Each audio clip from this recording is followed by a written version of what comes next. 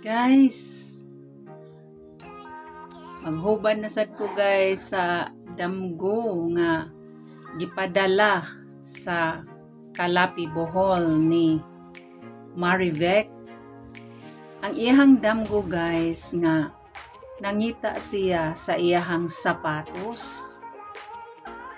Pirti gyud kuno niyang ukay sa karton kay wa man gyud niya nakita. Ni moto ni ngadto daw siya sa luyo sa ilahang balay. Naa daw kuno'y mga plastic nga iyahang nakita ngadto. Mao nga iyahang giukay. Nakita niya ang sapatos guys ug iyahang gisulod. Ang meaning ana guys, basta magdamgo gani kag sapatos, ana ay mga kahigalaan, mga ex nimo sa unang panahon nga imong ikahibalag.